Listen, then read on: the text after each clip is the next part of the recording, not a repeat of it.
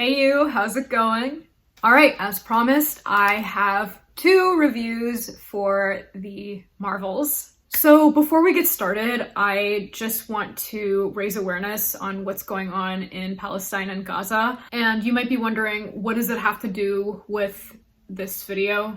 So I bought early tickets, and this was before I had learned that Disney has been funding $2 million to the Israeli Defense Fund, and I'm regretting it. And the reason why I'm telling you this is because with reviews comes influence, and I want to use my platform for the right reasons. So I do feel guilty that that's what my money is going towards. In fact, like most of the purchases that we make on a day-to-day basis, you would be surprised, would be going to fund the mass genocide that is happening in Palestine and Gaza. More than half of the people living in Gaza right now are children, and it is important that our government calls for a ceasefire. And I would hate to see our tax dollars be put to murder these children. And it's not just children, it's women, it's men.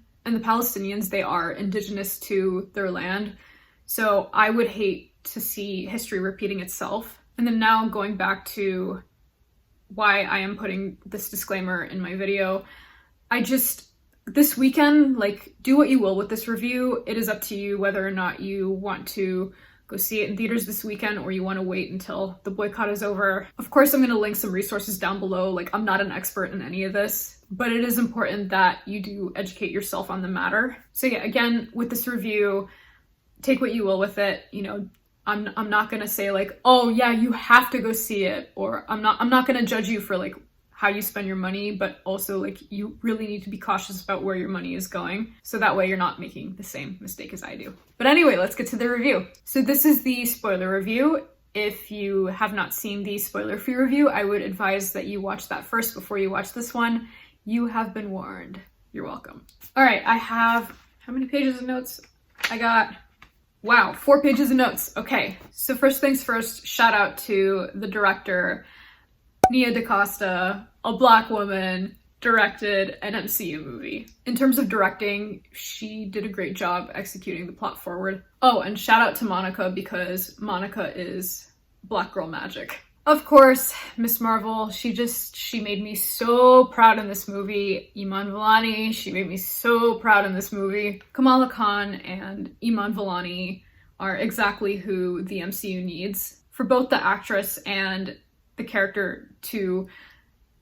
Okay, well, the actress is a Marvel fan and the character is a fan of the Avengers. Yeah, so with that, it reflects so well, and I think that's an absolute treat for the Marvel fandom, especially if you're a girl who grew up on Marvel. Before her, I did like the Avengers. It was actually one of my favorite movies, but the thing is I didn't really connect with them. What drew me to the MCU was the action scenes and the humor, but I never really connected that much with the Avengers, probably because they didn't look like me. And that's why I am so grateful for where the MCU is at with Miss Marvel, Black Panther, Shang-Chi. I think there's another one, Echo, which is coming out next year. Because I, along with others who have been looked down on and villainized by the media, this shows me that we belong and we can be heroes too. That's why I was stoked when Kamala met with Kate Bishop from Hawkeye.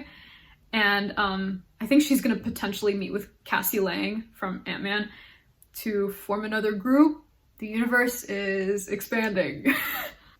Okay, so in the climax, when Kamala was like, she's about to give her powers to Monica, you know, she says Bismillah, like right before that, and guys, that just made my heart full.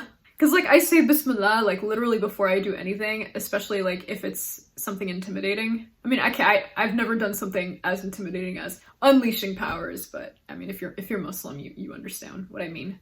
So in terms of Muslim representation, I think it's definitely a start. I'm not gonna say like, wow, this is the best Muslim representation I've ever seen. No, it's an excellent start. So in defense of the runtime, I don't feel like anything was rushed and there was no filler. Another thing about the runtime is it allows the plot to just be straightforward and to the point. However, like, you might be like a little overwhelmed with like, I don't know, it might, I'm not gonna say it's like a train wreck, but it's like, I don't know, cars bumping cars, train cars bumping cars, I don't know. That's how you might feel when you watch this movie. But I mean, if you're like the kind of person that like enjoys stuff in the moment, then I think you should be fine. I will say I did not love the musical aspect. Like, I hate musicals, you guys. However, it did have sort of the same vibe as a Bollywood film,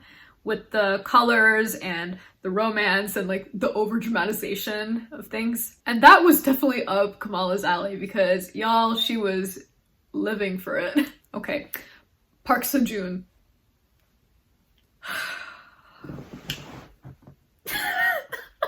Prince Yeon was not husbanding. I'm sorry, like, I needed Prince Yeon to husband. I feel like Park Seo-joon was only included in this movie to excite Korean Marvel fans and K-drama fans as well. I mean, I watch K-dramas and I enjoy them. But no, I expected more from Park Seo-joon, and that's it. Like, Carol just like left him to suffer. Oh dang, so Carol wasn't wifing either. I mean, she hasn't even been wifing. What am I saying? Another critique I have is I don't love how Darben went out. I was hoping for her to have a little bit of a redeeming arc, especially because we know of her tragic backstory and she can still be a positive leader to her people, but she got power hungry. Honestly, she was a convincing villain for me. It's just, I wish she didn't have to end like that. Especially because if you think about it, right? So if you're a fan of Avatar: The Last Airbender,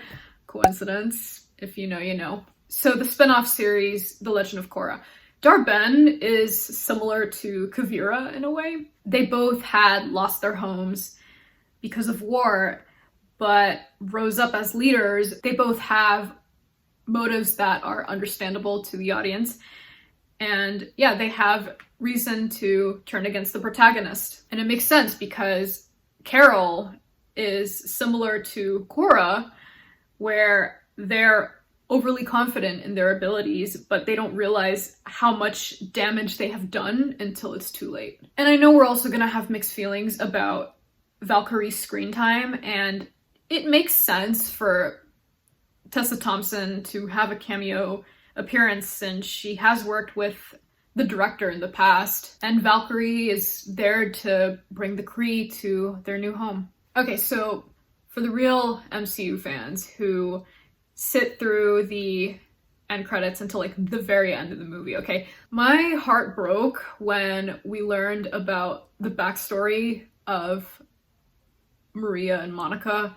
I have mixed feelings about Monica's fate. Yeah, because at the end she went through a jump point. Her closing the jump point opened up a Pandora's box for the MCU.